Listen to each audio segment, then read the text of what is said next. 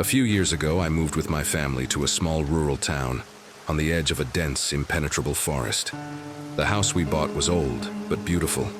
The wooden facade, with colors faded by time, had a strange charm, as if the place had stories to tell.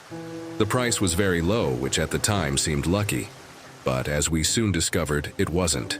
The house had a peculiar smell, something between musty and old wood, and a constant silence hung in the air. There was something wrong there, a feeling that the walls themselves were watching. But it was only when we started exploring the backyard that something truly macabre came to light. At the back of the house, hidden by vegetation, there was a well. It was covered in wooden planks, but the wood was rotten and broken, as if it had been opened many times. My mother, being a curious woman, wasted no time and removed the boards, revealing the darkness of the well. The hole had no visible bottom. It was as if it were an endless abyss. There was something down there, something we couldn't see, but it made itself felt. In the early days, we thought the house was just too old, and as such, full of strange noises. However, we soon began to realize that these sounds were not common. We heard whispers coming from inside the walls, soft breathing in the night, almost as if someone was standing next to us, waiting. The first night we spent at the house, I woke up feeling like I was being watched. The darkness seemed thicker in that room. It was as if the shadows came to life, moving subtly but constantly. I looked into the corners of the room and saw for the first time the distorted shapes. The shadows were there, watching, with an intention I couldn't understand. But the worst part happened after my sister, Sarah, disappeared. It was a normal night, but Sarah wasn't in her room in the morning. When we went looking for her, we couldn't find her anywhere. It was then that we started hearing the whispers again. But this time, they seemed to be calling us, leading us to the well, as if an invisible force was guiding us there. The whispers said things that didn't make sense, words we'd never heard before. With fear taking over me, I finally gave in to temptation and went down to the well. Down below, in total darkness, I found a broken staircase and an opening. With each step, the air grew denser, hotter. At the bottom of the well, I found something that chilled my blood. An ancient stone altar with carved symbols that seemed to pulsate. In the center was a ceramic container covered in what appeared to be human skin. The smell of rot was unbearable. When I touched the container, a vision came over me. I saw my sister, no longer as she was, but as something deformed. Her eyes completely black, without pupils. She stood alongside shadowy figures, beings that moved with unearthly agility, their faces distorted, as if their identities were being consumed by darkness.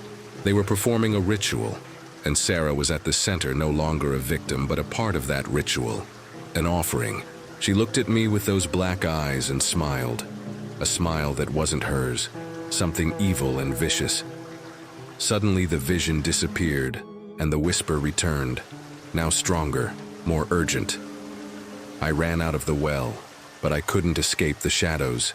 They were everywhere, surrounding me, enveloping me. I heard my sister's voice again, whispering in my ear, but now the voice was different, distorted. She called me to join her. In a panic, I tried to leave the house, but the doors were locked. No matter how hard I pushed, nothing would open. The well had marked me, and now the house wouldn't let me go. It was as if the walls were closing in on me, and the shadows were taking me over. I could feel the weight of them, as if I were being swallowed by the house itself. For days, I tried to resist, but the voices and shadows grew stronger and stronger. I knew I was getting closer and closer to the end. What happened to me and my family, no one knows. When authorities arrived at the house, all they found were the remains of the broken well boards and the marks of something trying to get out, but nothing else. Now, they say the house is still there, at the end of the street, waiting for new residents, waiting for the next soul to be consumed by the shadows. And if you hear the whispers at night, don't ignore them, for it is the well calling for you, and when he calls, no one can escape.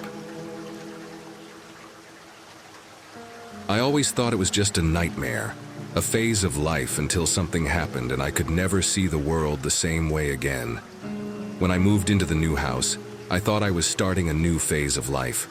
The house was small, simple, but located on a quiet street, away from the chaos of the city.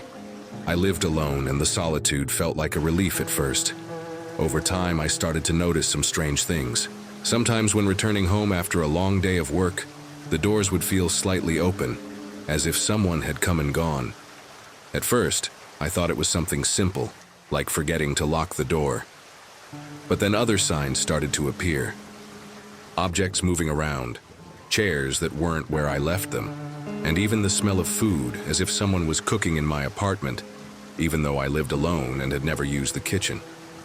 I tried to ignore it. I thought it was stress, tiredness. But then, one night, something happened that I could no longer ignore. I was at home, watching television, when I heard a noise coming from the hallway. It wasn't anything I could immediately identify, but it felt like something was dragging. The sound was so low, almost imperceptible, but I knew I wasn't imagining it.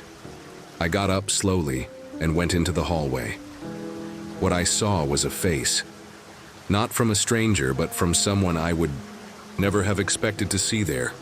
The face was half covered by shadows, and I couldn't make out details, but the look was fixed on me, as if it had been watching me for hours. It wasn't someone from outside. It was someone who was living with me, someone who was so close, but who I had never noticed before. That look I'll never forget. He was cold, calculating, and had a sense of hunger. It wasn't human. I don't know how to explain it, but it wasn't. When I finally made it back to my house, the face disappeared. There was no one. No open doors, no sign of forced entry. But something was definitely wrong. I knew I wasn't crazy. Over the next few weeks, I began to realize that I was being watched. Someone was watching my movements, following me through the streets, appearing on my night walks.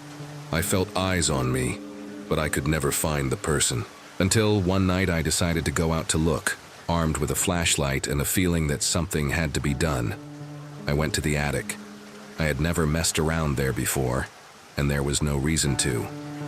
But that night, something told me the answer was there.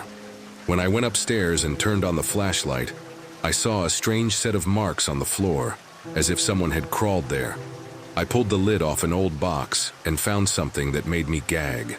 Inside the box was a worn-out sleeping bag, and inside it were clothes, as if someone had been hiding there for weeks, maybe longer.